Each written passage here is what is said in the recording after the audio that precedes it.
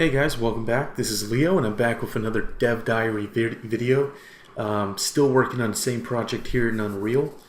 I've been making a lot of pretty good progress. It's pretty late right now, you can probably see in the video. It's just a lot of fun and very easy to get caught up working late in Unreal 4 and forget about what time it is. So I got to a good stopping point for today. Haven't done a video in a few days just because I've been working on something new and pretty complex.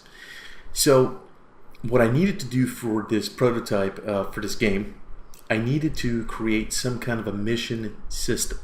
So first of all, depending on the kind of game you're making, your game's going to require different systems, right? So a racing game might need some kind of system that tracks how many laps you've gone around the course, so that it can track when you get to the final lap, and then of course cross the finish line and then determine who's in first place, who's in second place, who won, who lost, that sort of thing, if you're doing a racing game. In this case, I'm doing more of an exploration, adventure, single player game. So the mission system is pretty typical. I'm sure most people out there watching this video have played a game in that genre. Sort of exploring and stuff like that.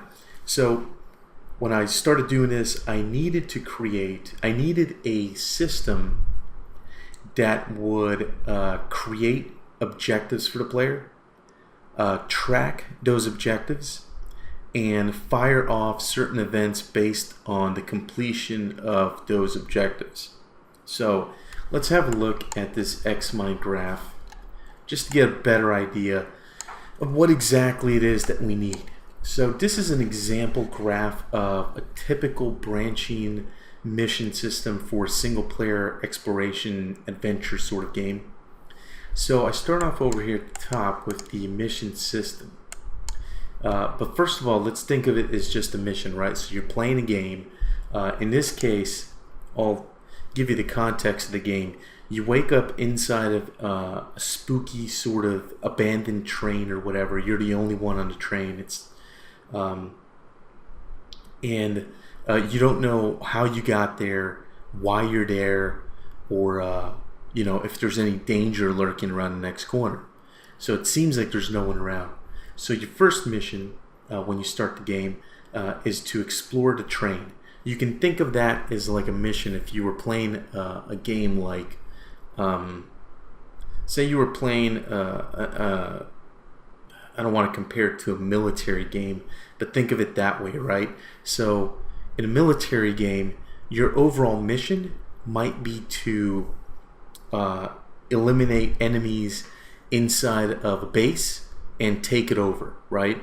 But then that mission gets broken down in like little sub-objectives, and these objectives can be sneak into the facility, so that's your first objective. Second objective might be track down the communications guy, and or maybe track down the highest ranking officer in the base quietly, and when you find them, interrogate them and get some intel on where you can find your next objective. So you chain objectives, and when you complete all the objectives, you have technically completed the mission, right? So in this case, our mission is to explore the train, and this is actually wrong. It should be explore the train /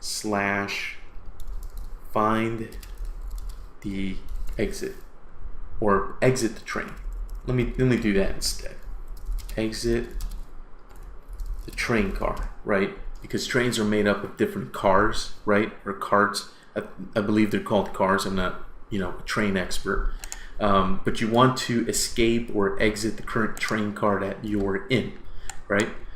So we've got a couple of branching things. So here what I did was I put a little red flag next to objectives that have to be completed. These are, let me get rid of that. Let me edit this real quick.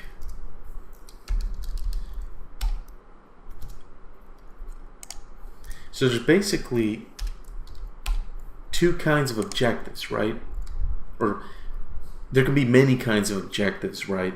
But the two kinds of objectives are either objectives that are completely necessary for the game to be completed by the player, And then there's objectives that aren't completely necessary, things that you can miss. For example, Easter eggs, right? Secrets, things like that are things that you can, it's cool if you find those objectives and you complete them, right? Like secret objectives or Easter eggs or things. But if you don't complete those objectives, it doesn't mean that you lose the game, all right? Maybe if you do find them, you unlock a secret at the end of the game, or you get a better rating when you complete the game. But you don't have to find or complete those objectives. Now, objectives with the red flag are objectives that you have to complete. For example, if I look through this, and if they don't have a flag on here, it means that it's not exactly an objective. It's just a node I created for visual clarity when you're reading this, so it makes sense. So first, we find a jammed door, which needs a fire axe to break through. Okay, so you need to find a fire axe to break through the door that you just found. So finding the fire axe is a primary objective. You have to find that fire axe so you can break down the door, so you can continue with the story and complete your mission. So you have to find a fire axe somewhere in the level, right? Then you have to get to the door where you're able to use the fire axe to break through the door and break through the door, or get it open basically with the fire axe. Then when you're inside the room that you just got access to, you probably want to explore it to see if you can find special items, key items, maybe weapons, maybe ammunition, power-ups, different things like that, right? So you might find, say for example, a smartphone with a special PIN code.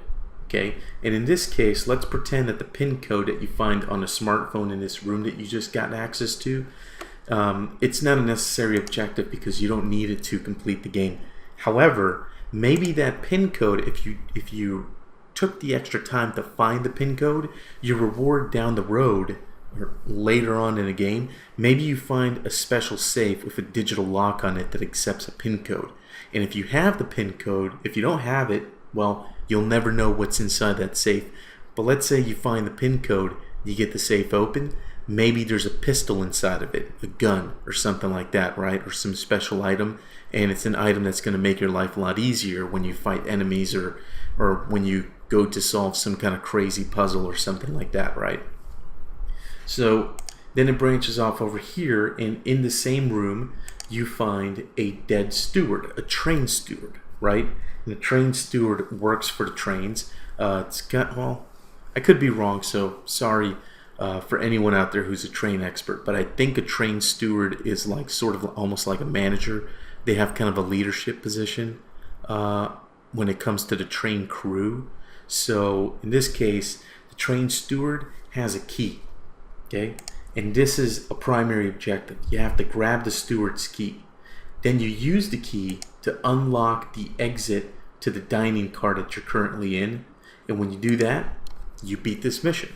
So it's a pretty simple mission. And this is just an example. Obviously, this isn't, this wouldn't be a very good mission in like a AAA game or something like that, just because it's not very fleshed out. It's so simple and kind of dumb. It's not going to be worth people's time. People want a more interesting mission. But this is a good mission as an example because it's got a bunch of objectives that you have to chain together and complete in order to complete the mission and beat the game or beat this mission to move on to the next level, right? So it's an excellent example of that kind of thing. And over here on the left, you can see that there's some optional objectives that you may find. These could be Easter eggs or just informative objectives that give you more context to the story. So for example, one of these secondary objectives might be that you find a passenger diary, right? Some passenger that died or disappeared or something left behind a diary. And that could have some interesting information. So think about if you're making this game and you have this really cool story that you want to tell the player, you can tell it a bunch of different ways, obviously through gameplay, through cinematics, through cutscenes, however you want to tell it. But this is pretty cool because the player can pick up these little breadcrumb diaries. They could pick up like this employee manifest or things like that.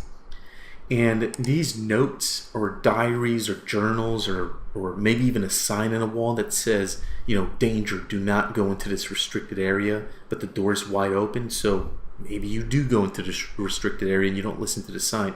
But it's really cool to be able to pepper these sort of special items around your game so that the player can pick them up and kind of get little snippets about the backstory of the world that you're trying to create for the player, right?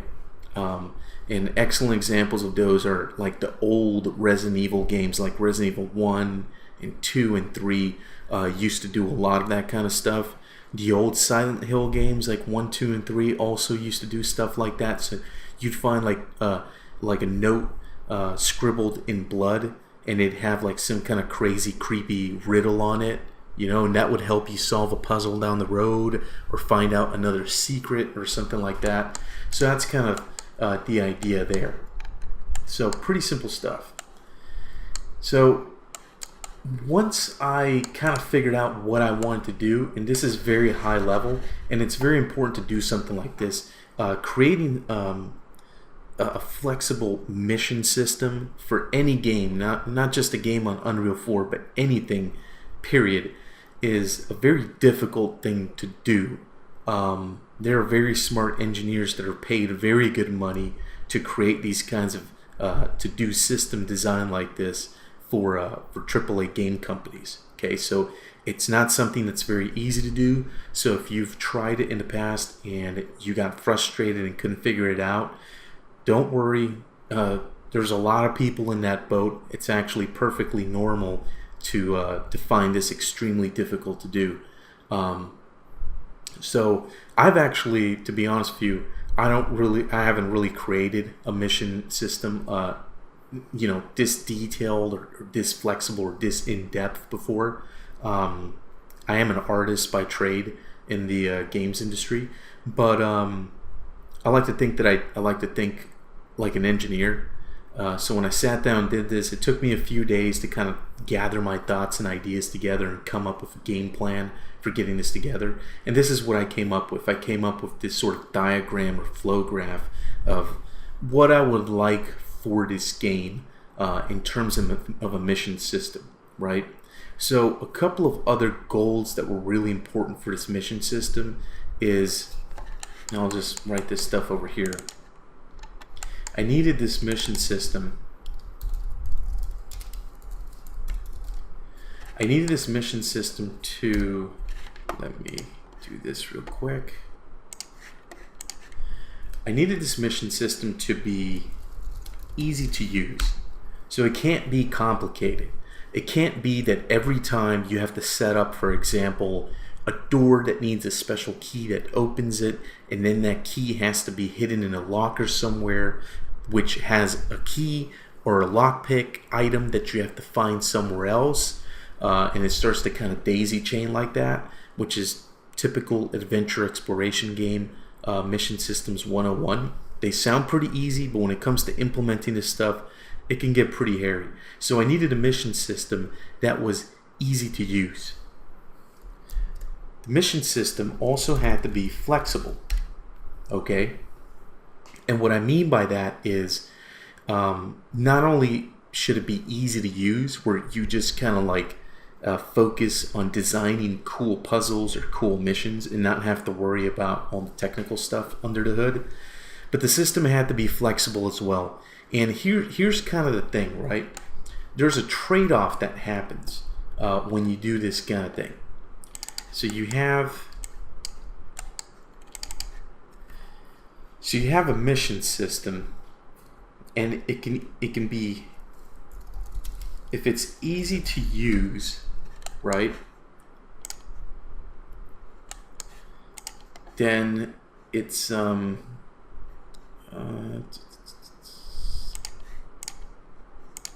what am I doing here?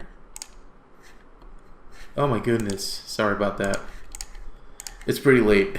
It's 2:30 in the morning. I probably should have been in bed like a couple of hours ago, but anyway. So if a mission system is too easy to use, then it's not flexible. Why? Because if it's really easy to use, that means that it doesn't have a lot of parameters, a lot of details, a lot of controls, and that means it's not flexible. You can't do a lot of variation of missions, and that becomes kind of a problem. Okay. Well, what did I do? Okay. Anyway, so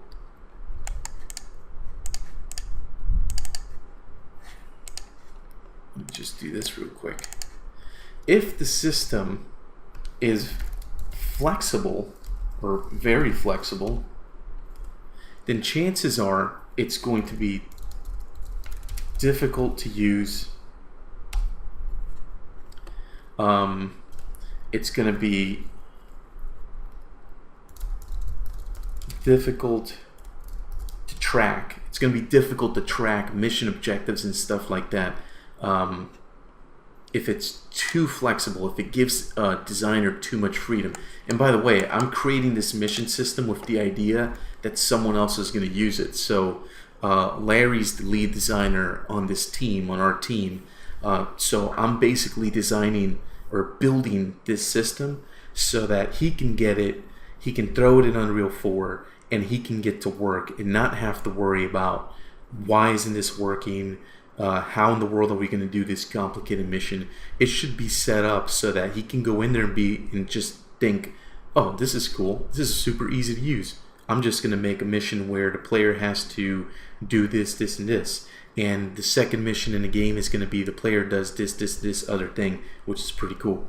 So that's kind of the tricky thing. So if it's easy to use, it's not flexible, not a lot of customization. There's not a lot of customization if the system is too easy to use. So it's kind of the pros and cons. If it's really easy to use, it's great because it's really easy to use, but it's not going to be flexible. It's not going to let you create very customized missions and objectives. If it's too flexible, it gets way too complicated. It's too difficult to use. It's too difficult to track. It becomes impossible to maintain a complicated system. So it's got to be a simple system that at the same time is flexible and easy to use. So it's kind of like having your cake and eating it too. Not easy to do. So the mission system has to be easy to use. It has to be flexible. It has to be easy to maintain, which I don't know how to spell maintain. What else? It should be intuitive, right? So that any designer, we only have one designer in the team, but let's say someone else, or let's say our designer goes on vacation or for whatever reason can't work for a month or a couple of weeks. The system should be intuitive enough so that if someone else on the team wants to step up and design some missions or objectives, they should be able to pick up the system and very quickly and intuitively set stuff up easily. So this is kind of a tall order. It doesn't seem like it, but this is a tall order for a mission system. So definitely easier said than done. So what I tried and I prototyped different types of mission systems. After about the second one, I realized that I was going about this the completely wrong way and doing it just the complete wrong way. So I went back to the drawing board and kind of started over, and then that's when I created this diagram here, this guy right here, right, which kind of let me put my dots down on paper, so to speak, so that I can see everything from a high level, and then start to kind of dissect, okay, how do we approach the functionality to get this working in Unreal 4 by scripting all this? So what I ended up deciding was, oh, and by the way, I went online to do some research. I was actually expecting to find tons and tons of documentation, tons and tons of blog articles from other Unreal 4 devs who have done this before and created mission systems like this, or quest or mission systems, whatever you want to call it. And I was very surprised because what I found was that not a lot of people have tackled creating a big, robust, flexible, easy to use, just a well thought out mission or quest system. Very few people have done it. There is someone on the Unreal Marketplace who has one up for sale. I've never used it. I just kind of looked it over. I looked at his YouTube videos and stuff. It looked pretty flexible and stuff. In my opinion, and it looked like great work. It looked like it was too overcomplicated for what we need for this prototype. So I decided to build one from scratch that would cater to our kind of game. But at the same time, as I was designing this system, I also thought, you know what? I'm going to make it agnostic, meaning that the system is going to be like Unreal 4. Unreal 4, when you create a blank project, it's not geared towards first-person shooter games. It's not geared towards RPGs or adventure games or racing games. It's just a blank slate. And then you build the game you want to build. You want to build a racing game, you go that route. You want to build an adventure game, you go that route. You want to build a fighting game, you can do that too. So the mission system that I created, I didn't want it to be a completely customized system that only works well for the kind of game that we're creating here at WeMake at GSO.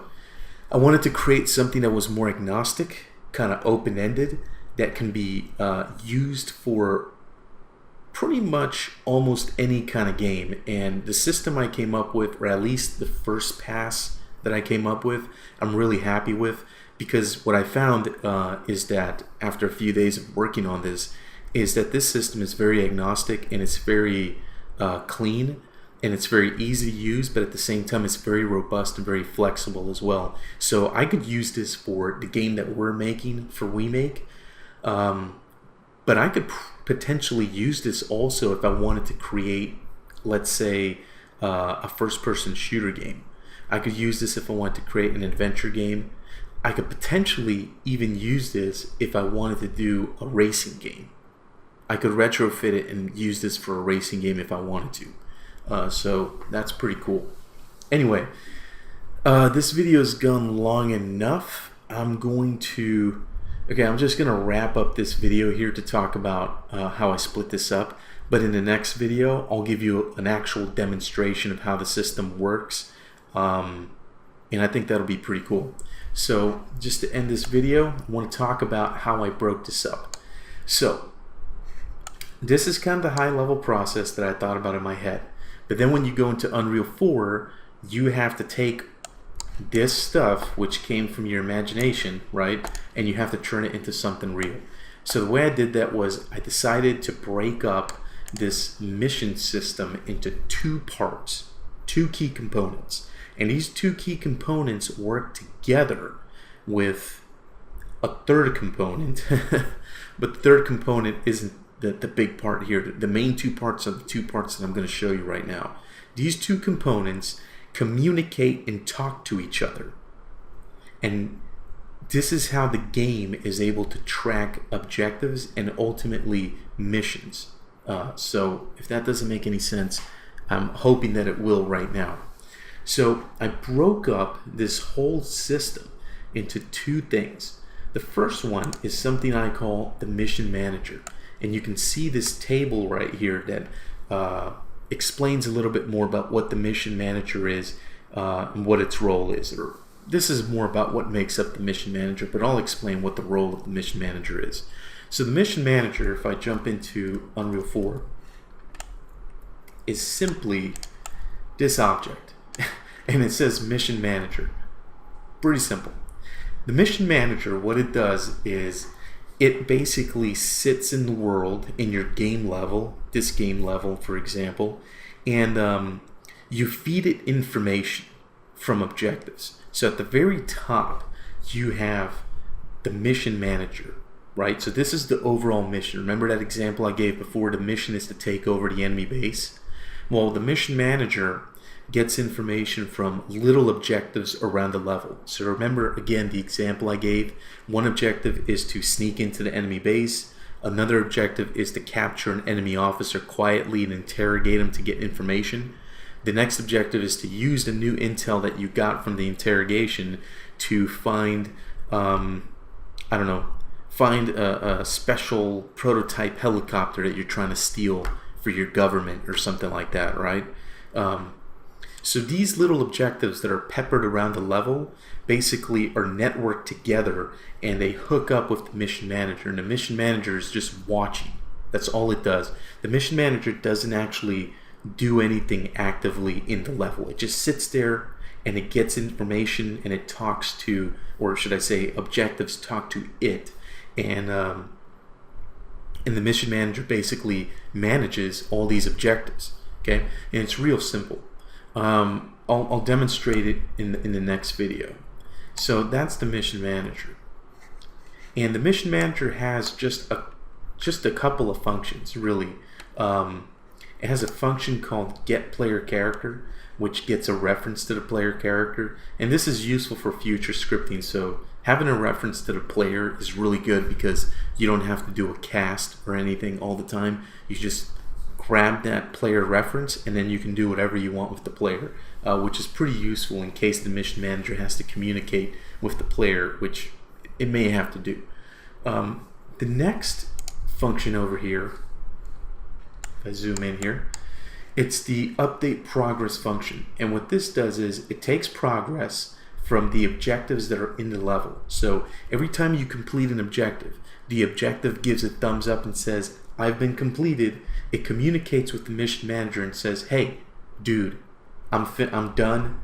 The player completed this objective. Check that off the list.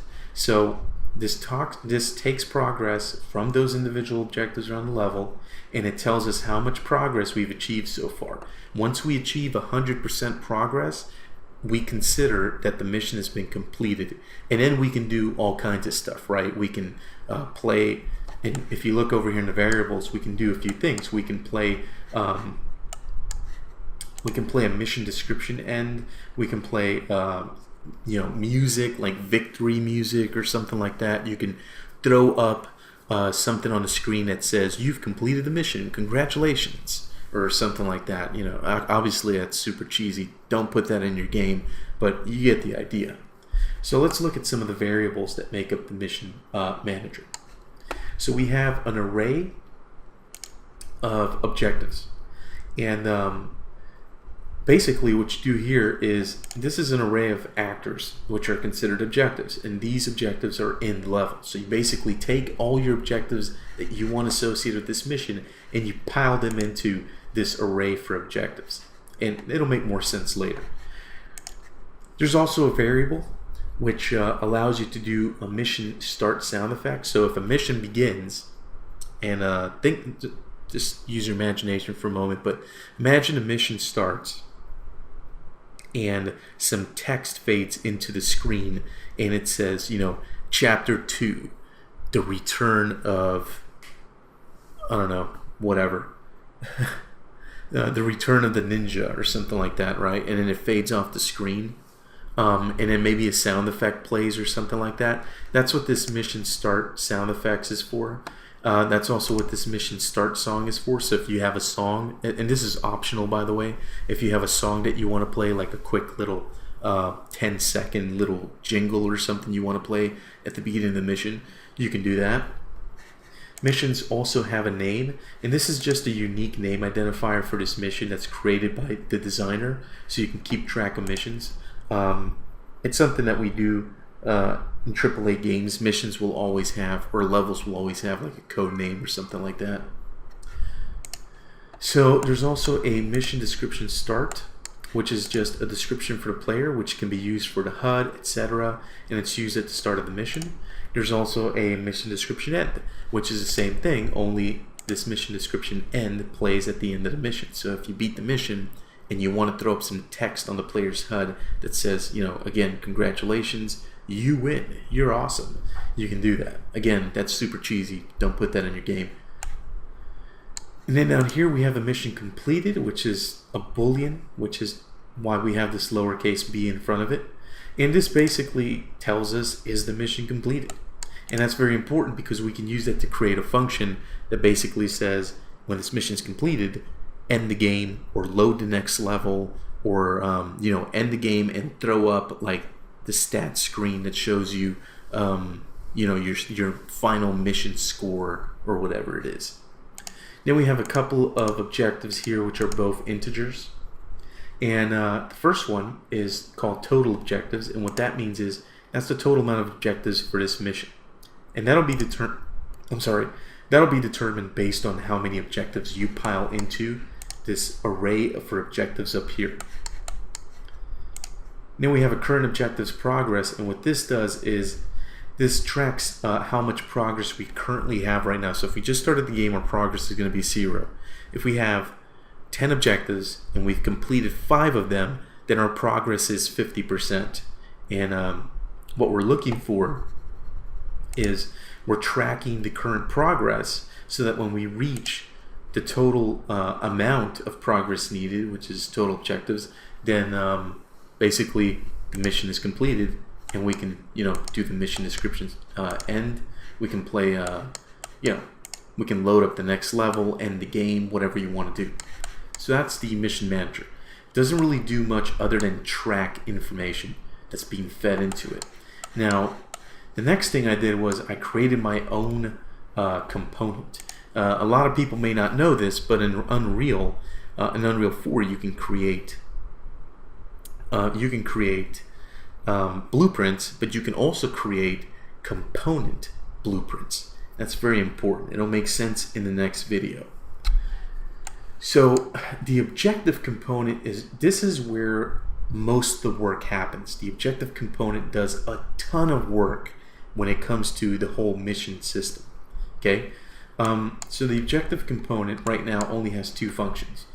The first one is update progress, and like it sounds, this updates the current progress it's initiated by the owning actor. So let's say the owning actor is a key to a big wooden door, right? That owning actor, which is the key, is going to update our current progress using the update progress function from the objective component, which is slapped onto that owning actor. So we slap this objective component onto that key for the big wooden door so that it can do all this cool objective stuff. The next function is the objective completed check. What this one does is it's pretty simple. This one checks if the current progress has reached the completion progress, and it returns true if it does. Basically what that means is every time we update progress, we want to check if we've completed the objective. If our progress is complete, then we tell the game that the objective has been completed. And that's what this variable is up here, objective completed. Has the objective been completed? This is the objective type, and this is an enum, or an enumerator. And this tells us what the objective type is. So if the objective is primary, a secondary, a bonus, an Easter egg.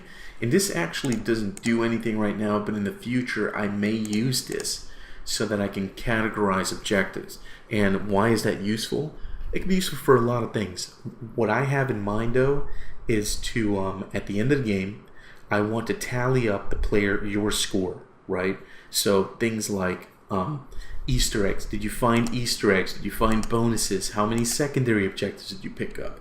And based on how much of this stuff you completed, this extra stuff, we can add that stuff together and we can compute it into your final score. So let's say your score rating is based on a letter system. So A being the best, then it's B, then C, then E, or D, then E or F, right? And F being the worst rating. So based on how many objectives you completed that are in the bonus or the Easter egg or the secondary category, your rating will be higher if you found more of those bonus things, which is pretty cool.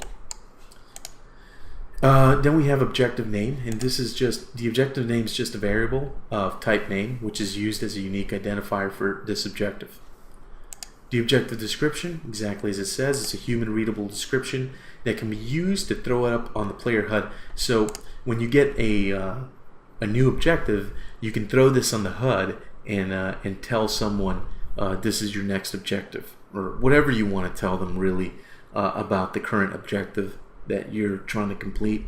You can also use this so that if, and I don't think we're going to do this for this game, but if you're doing an adventure game, sometimes adventure games have like a menu button, and when you go into the menu, there's like a journal or a diary or something like that that you can open up, and it'll show you like the objectives you've completed with their descriptions. That's where this would come in really useful for something like that. So I threw it in here just in case we do something like that down the road. And then there's this must complete parameter or variable, and this means, is the objective necessary to advance the main mission to completion? So remember how I showed you over here, the objectives here with the red flags means that they have to be completed for you to move on, and the green ones are not. Well, that's what this variable is for. Must complete means that the current objective that we set this to has to be completed for you to complete the game. So if you need to find a key to unlock the exit for the level, that key must be completed. You have to find that key, and you also have to open the door to exit the level. So those would be must complete objectives.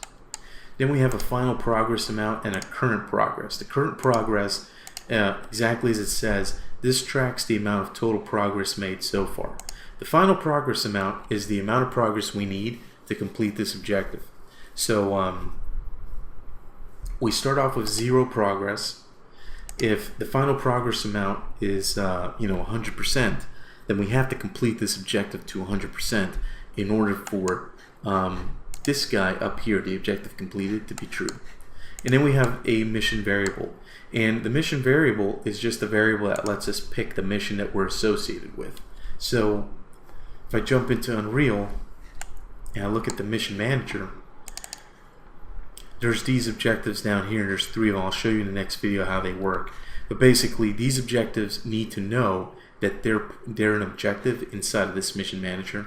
So that's why I have this variable, so that those objectives can communicate with the mission manager and know that that's the mission that they're associated with. Okay, so that's pretty much it. This video ran pretty long, almost 40 minutes. I'm going to end it here in the next one. I'll do demonstration, and I'll show you the actual blueprint of how this whole crazy thing works.